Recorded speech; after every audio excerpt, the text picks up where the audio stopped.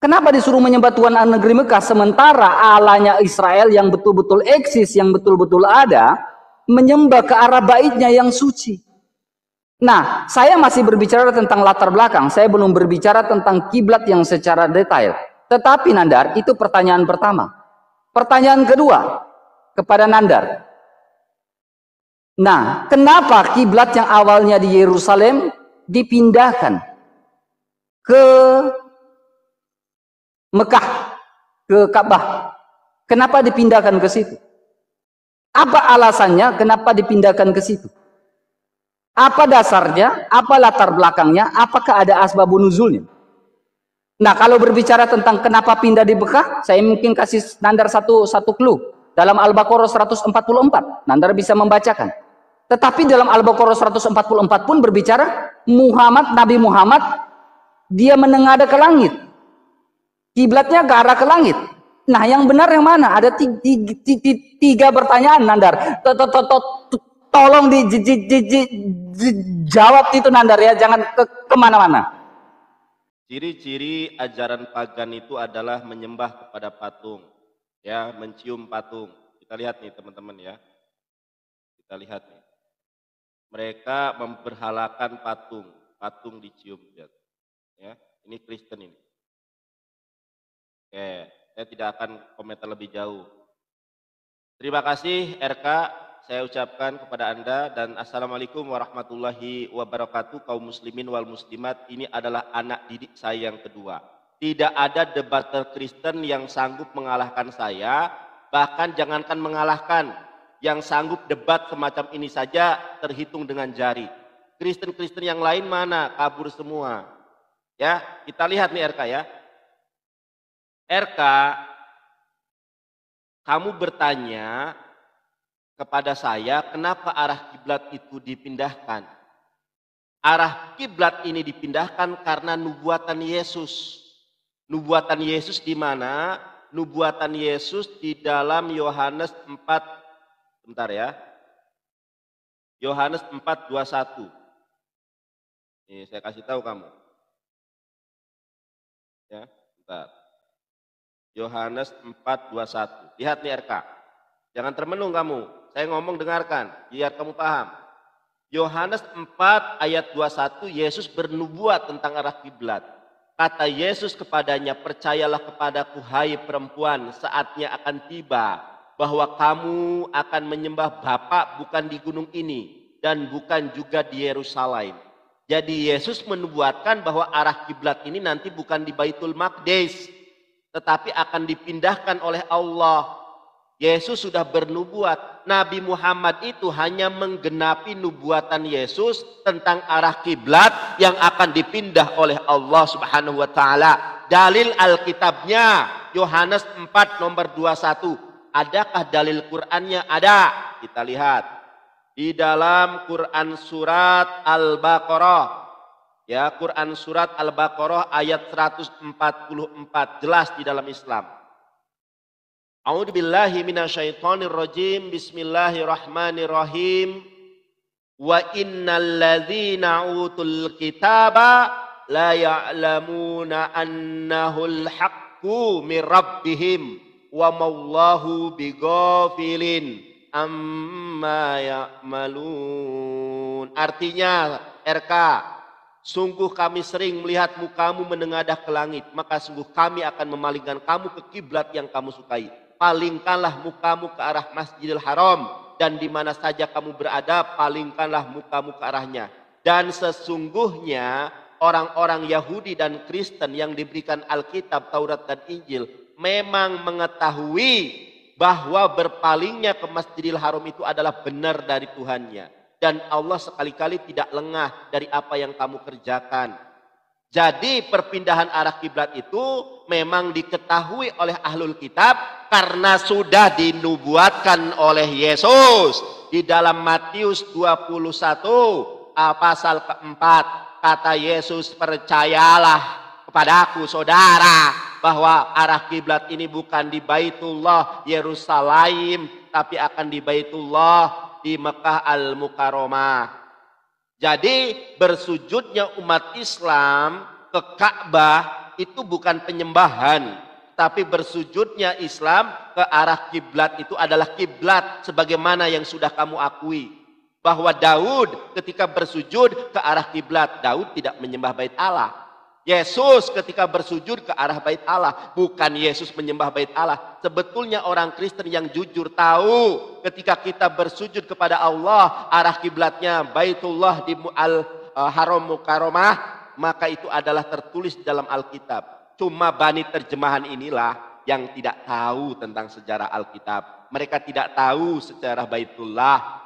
Makanya ada salah satu gereja namanya Gereja Bethel Indonesia. Bethel itu artinya bait, El itu adalah bait Allah. Kamu mengatakan kenapa kami bersujud ke arah kiblat? Sudah dijauh sama saya. Dan Allah itu bukan hanya pemilik Mekah, tetapi Allah itu adalah sebagaimana di dalam suratul Fatihah, Alhamdulillahi Rabbil Alamin. Allah itu adalah pemilik alam semesta, bukan hanya pemilik Arab Saudi, saudara-saudari yang terkasih. Haleluya, haleluya, haleluya, haleluya. Gitu RK, jangan termenung RK. Terimalah kebenaran Islam pada hari ini RK. Ya, oke. Terima kasih untuk Yonatan Nander. Yonatan Nander membawa dalil ya teman-teman di dalam Yohanes 4 ayat 21. Dia tidak tahu itu dalil untuk orang Kristen yang luar biasa.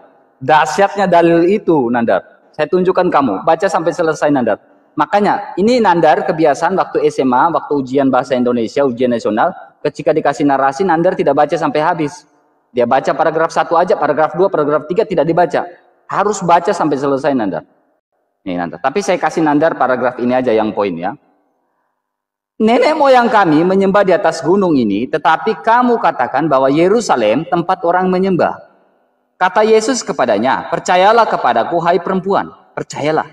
Saatnya akan tiba dan sudah saatnya akan tiba bahwa kamu akan menyembah Bapa bukan di gunung ini dan bukan juga di Yerusalem.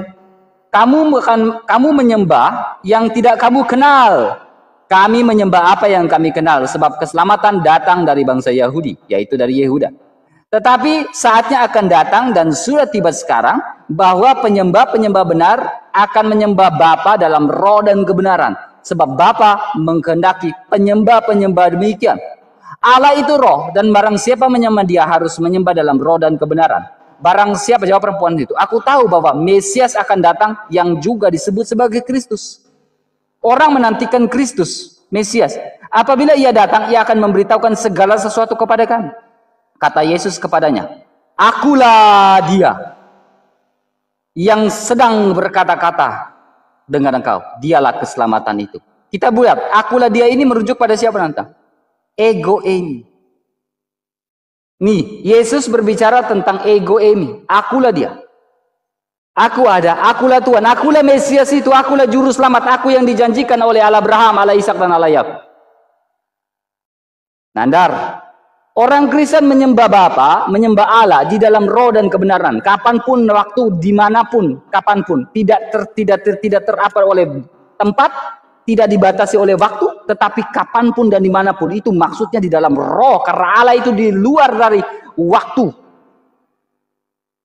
Di luar dari waktu Allah itu. Luar biasanya. Karena dia Alfa dan Omega. Awal dan akhir. Nah.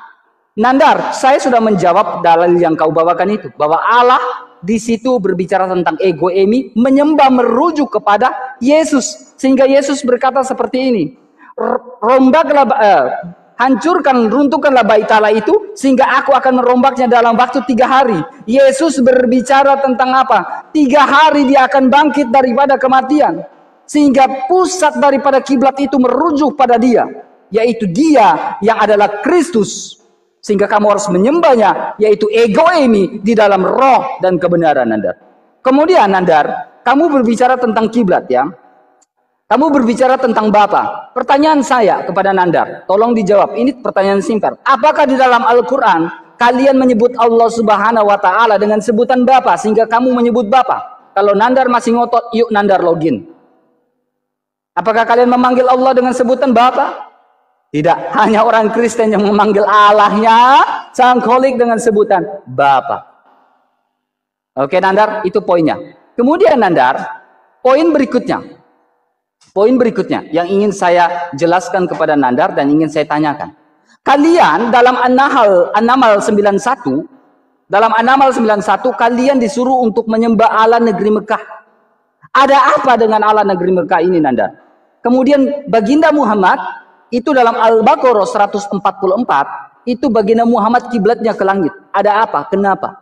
Kemudian latar belakang pemindahan kiblat ini di Mekah, ya Nandar, tahun berapa kiblat ini dipindahkan, Nandar?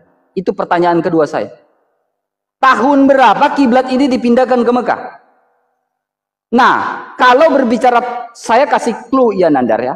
Turunnya surah Al-Baqarah ayat 144 itu kamu bisa baca asbabun nuzulnya.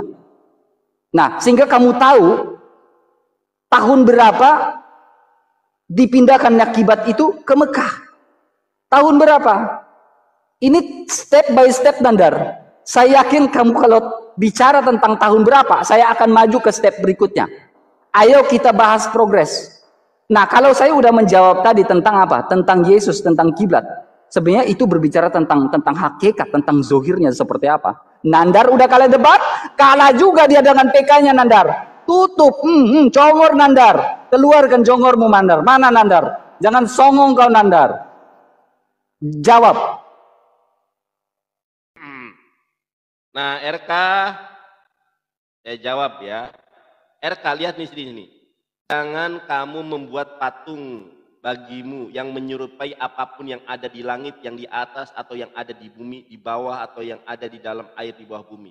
Pertanyaan saya, kenapa kiblatmu itu patung? Kenapa kiblatmu itu ya menyembah patung? Kita lihat nih ya. Ini, lihat nih, ini ada patung Bunda Maria nih. Orang-orang bersujud berkerumun ya, mengerumuni patung. Ini dasar ayat Alkitabnya mana? Diperbolehkan bersujud, berdoa kepada patung. Saya tanya kepada kamu, dasar Alkitabnya mana? Dasar Alkitabnya mana diperbolehkan bersujud, membuat patung segede gaban ini, kemudian orang-orang berdoa di depannya tuh, orang-orang bersujud di depan patung. Dasar Alkitabnya mana? Saya tanya. Satu sama kamu. Kemudian dua, kamu ini kayaknya gak pernah baca Alkitab lo ya. Demikianlah Yesus. Lalu Yesus menengadah ke langit dan berkata, Bapa, telah tiba saatnya. Permuliakanlah anakmu supaya anakmu mempermuliakan engkau. Yesus saja berdoa itu mengenadah ke langit, RK. Jadi kalau Nabi Muhammad berdoa ke langit, kalau berdoa menengadah ke langit, karena ini ajaran para nabi. Yesus saja berdoa menengadah ke langit. Kamu harus bedakan antara berdoa dengan kiblat. Kalau kiblat itu diajarkan RK, diajarkan oleh Nabi Daud, kalau kita bersujud di dalam sholat itu ke arah kiblat. Kita lihat. Mazmur 138 nomor 2, aku hendak sujud ke arah baitmu yang kudus. Ya, baitmu yang kudus, bait Allah. Atau dalam bahasa gerejanya Betel ya, bait El.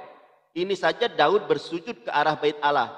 Tentu Daud bukan menyembah bait Allah. Sama seperti umat Islam bersujud ke arah Baitullah yang di Mekah, bukan menyembah Mekah. Tetapi memang ajaran Nabi Daud, ajaran Nabi Yesus ketika bersujud menyembah Allah itu mengarah kiblat. Ada ajarannya dari para nabi terdahulu. Pertanyaan saya, ajaran berdoa di patung Maria, bersujud di patung Maria, deposi Maria, kemudian deposi Maria, doa novena itu siapa yang ngajarin? Jawab kamu, jangan lari kemana-mana. Oke, sudah saya jawab semua pertanyaan kamu. Kemudian kamu mengatakan ini, Yesus menyebut Bapa. Ingat, nama Tuhan bangsa Israel itu bukan Bapa. Kamu baca di dalam Keluaran pasal 20. Ayat kedua, Anohi Adonai Eloheha Asher Hosyateha Me'eret. Apa saya lupa itu ayatnya, sorry ya. Aku adalah Allah Tuhan kamu, bukan akulah Bapa Tuhan kamu. Ini hanya ada di dalam perjanjian baru yang mana terjadi banyak bidat.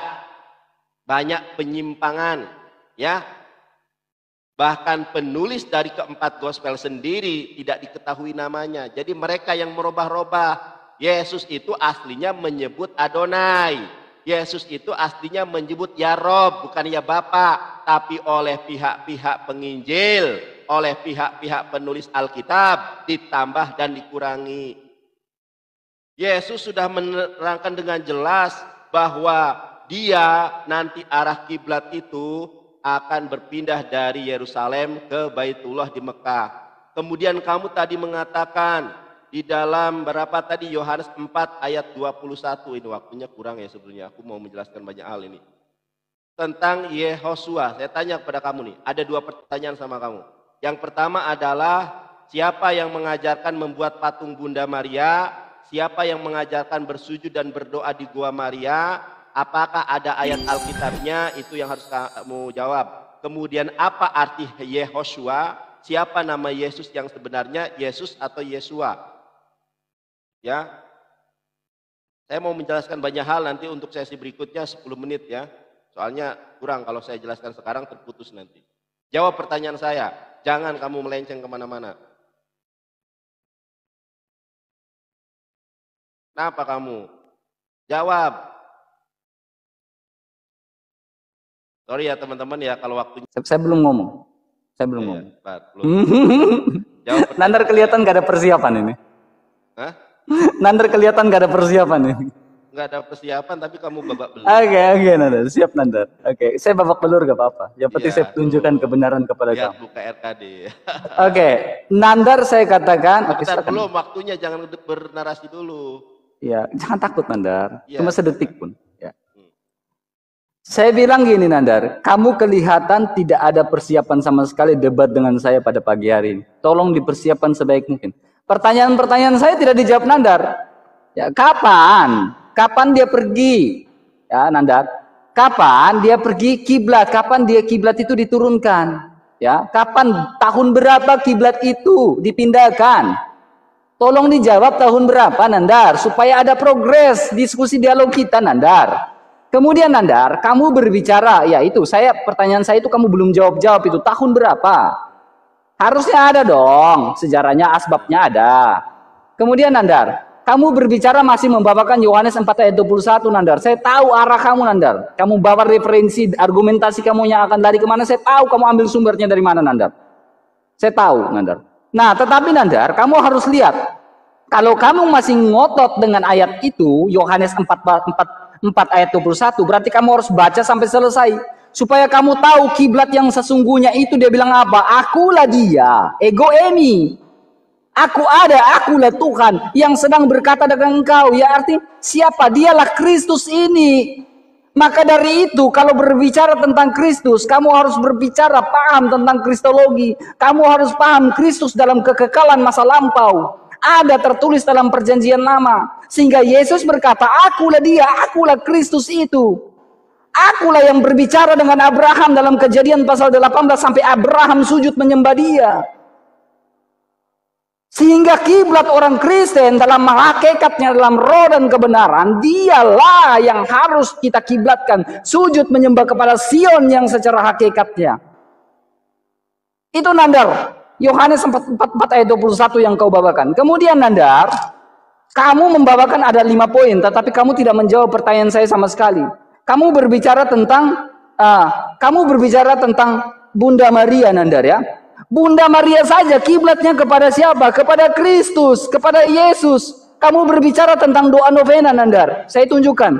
Doa novena itu Nandar, itu 1 kali Bapa kami, 3 kali Salam Maria Nandar.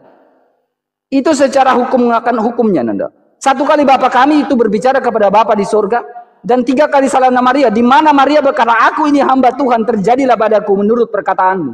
Sehingga Salam Maria, penuh rahmat itu damai itu datang di dalam kandungannya. Tuhan sertamu, yaitu Mesias sertamu. Terpujilah engkau dari antara banyaknya wanita di Yahudi itu. Tetapi dia yang terpilih. Kenapa Maria, sang pantokrator yang maha kuasa memilih Maria untuk mendatangkan Mesias itu? Terpujilah buah tubuhmu Yesus. Santa Maria Bunda Allah, doakanlah kami yang berdosa ini sekarang dan waktu kami. Itu berbicara tentang kiblatnya kepada Mesias yang datang. Sang Pantokrator memilih Sang Maha Kuasa, memilih Maria untuk datang. Mesias itu datang karena berbicara tentang Kejadian pasal 3 ayat yang ke-15. Mesias akan datang melalui tunas Daud. Yesaya pasal 7 ayat 14 berbicara tentang Mesias Sang Immanuel akan datang melalui keturunan perempuan.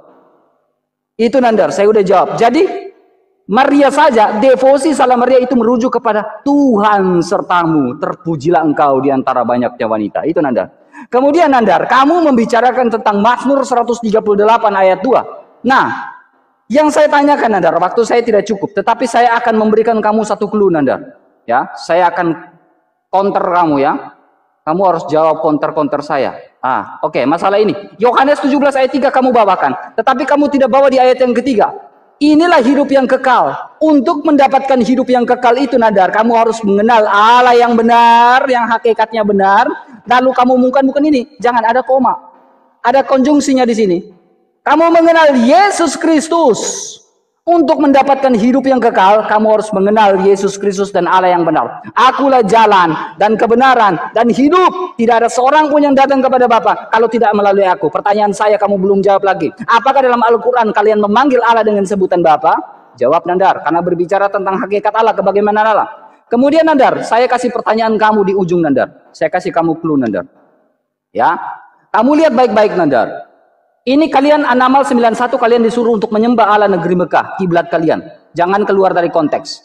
Nah, saya mengambil sumber dari Fai Uma, Ake, ID, mengatakan turunnya surah Al-Baqarah ayat 144 ini berbicara tentang dari Madinah ke Mekah, dari Mekah ke Madinah. Kemudian, kalau kita lihat surah Al-Baqarah dalam asbabnya, ketika hijrah ini Nandar, itu dia 622 Masehi. Nah, pertanyaan saya, kalau kalian, sudah waktu saya habis ya? Kalau tahun 622 Masehi Nandar, ini berhala baru dihancurkan tahun 630. Berarti selama 8 tahun kalian sujud kepada siapa? Jawab Nandar. Kalau sudah korupsi ayat Alkitab, jangan korupsi waktu. RK tegang banget hadapi saya. Wah teman-teman, masa kita kalah PK ini teman-teman? Wa tujahiduna fi sabilillahi bi amwalikum wa anfusikum. Oke, teman-teman, kita lihat ya. Tidak ada kewajiban ngegib di dalam live evangelis Yonatan Nandar ya, cukup dengan doa tap-tap layar ya. Oke. Kita mulai. Belum ya. Saya masih mengingat pertanyaan saya. RK, kalau kita lihat ya, nih, aku pertunjukkan kamu lagi buktinya. Orang Kristen itu membuat patung segede gaban, patung Bunda Maria, ya kan? Patung Bunda Maria nih segede roket, gede banget. Orang-orang bersujud dan berdoa kepada patung. Yang saya tanya dasarnya berdoa kepada patung Maria itu ayat mana? Injil apa, pasal berapa diperbolehkan berdoa kepada patung? Itu loh yang saya tanyakan. Tapi lain ditanya, lain dijawab. Itu yang kamu salah ya. Kamu bertanya tentang perpindahan arah kiblat. Perpindahan arah kiblat itu adalah pada tahun 2 Hijriah. Sudah saya jawab ya, pada tahun 2 Hijriah. Kemudian kamu lihat ini RK. Bentar, tadi 2 Hijriah. Oke. Ini RK, perhatikan saya ya. Kamu bertanya tentang sesuatu yang gak ada substansinya saya rasa. Yesus itu menyembah bernama Tuhan, yaitu Tuhannya Allah. Atau di dalam Yahudi tetragrammaton. Contoh nih RK ya. Jawab Yesus, hukum yang terutama ialah dengarkanlah hai orang Israel. Tuhan kita, Allah kita itu Tuhan Esa. Jadi Tuhannya itu Allah. Makanya di dalam bahasa Ibraninya, Anna Yeshua Harisonahi Sema Yisrael. Tuh lihat nih. Yud he pap he. Bukan Bapak. Bukan Bapak. Sekali lagi. Di sini Yud he pap he. Tetragrammaton. Kamu telah melakukan sebuah blunder yang sangat besar.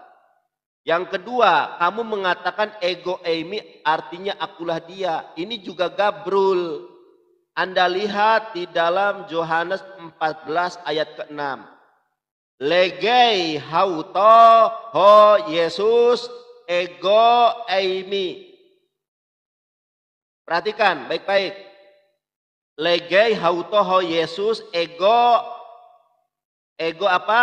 Ego eimi. Lihat teman-teman ya. Ego eimi.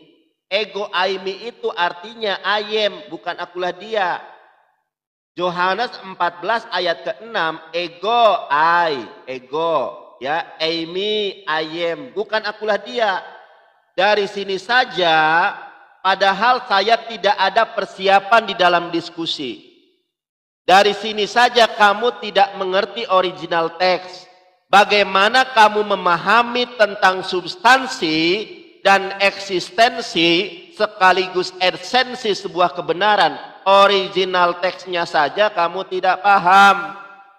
Lain ditanya, lain dijawab. Yang saya tanya, kenapa Kristen berdoa dan bersujud kepada patung Maria? Ayatnya mana? Pasal berapa? Injil apa? Dijawab apa? Saya tanya, apa arti Yehosua? Siapa nama Yesus? Ini berkorelasi tentang arah kiblat. Kamu tidak jawab. Ya. Yang saya tanya cuma sederhana. Sesederhana itu kamu tidak sanggup menjawab. Nih saya kasih tahu kamu. Jadi inilah ya, kenapa teman-teman Kristen banyak yang salah paham di dalam Alkitabnya, karena mereka hanya bani terjemahan. Yohanes 4 nomor 21. Ya, sebentar, Yohanes 4. Oh, waktunya masih ada 1 menit, lumayan lah. Yohanes 4 nomor 21. Saya tanya sama kamu nih.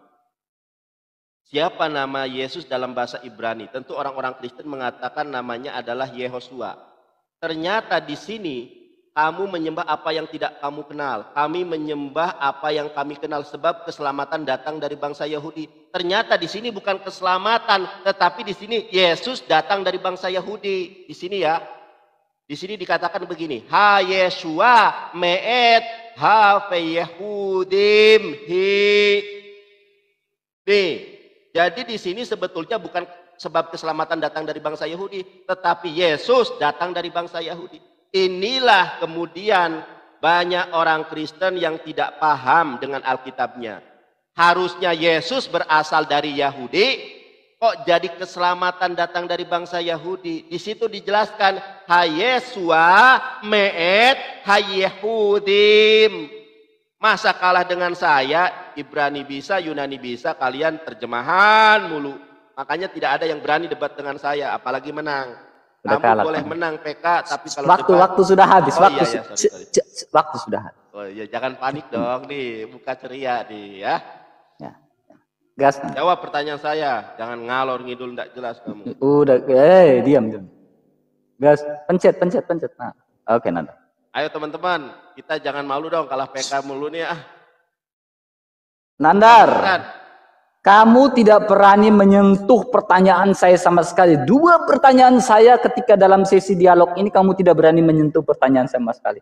Ada apa dengan An-Naml 91? Kalian disuruh untuk menyembah Tuhan negeri Mekah. Ada apa? Kamu tidak menjawab. Tahun berapa? Padahal saya udah kasih jawaban. Tahun 622. Kenapa kamu tidak menjawab?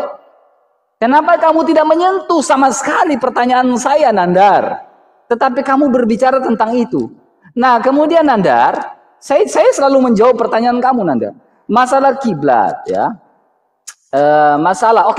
Masalah Bunda Maria. Saya udah jelaskan tentang salam Maria, penuh rahmat. Tuhan sertamu. Tuhan itu sertamu. Terpujilah engkau di antara banyaknya wanita. Dan terpujilah buah tubuhnya Yesus. Itu berbicara tentang novena.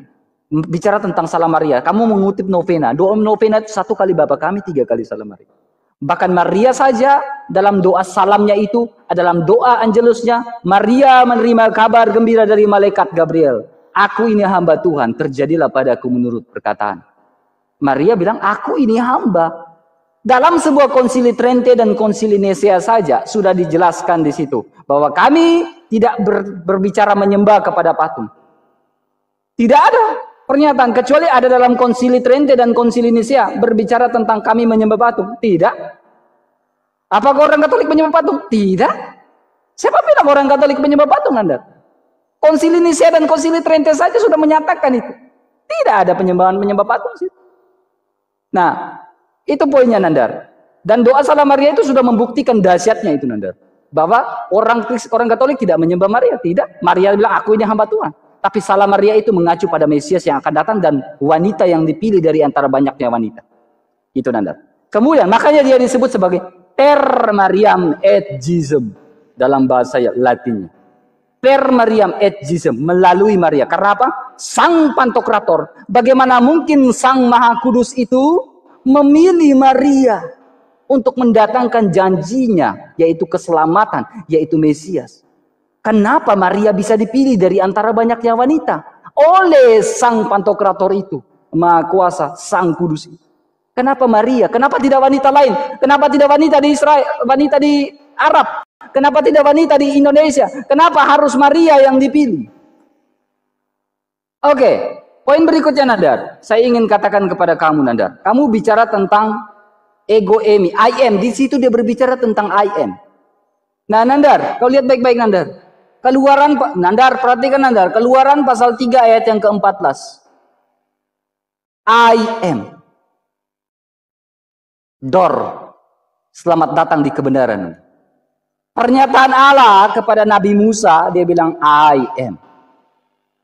I am. I am, Nandar. Dor. Itu jelas, Nandar. Nah, tetapi tolong, Nandar, kamu jamah sedikit dulu. Tolong dijamah. Pertanyaan saya, Nandar. Ini, Nandar, saya kasih clue lagi, Nandar. Turunnya surah Al-Baqarah ketika dia hijrah dari Mekah ke Madinah. Al-Baqarah surat 44. Nabi Muhammad kiblatnya ke langit. Kemudian kamu merujuk di Yohanes 17 ayat 3. Saya udah jawab Yohanes 17 ayat 3. Untuk mendapatkan hidupnya kekal harus melalui Yesus Kristus dan mengenal Allah yang benar, yaitu Allah yang Esa, Allah yang Ekat, yang adalah roh dan firman-Nya. Allah kami bukan bisu.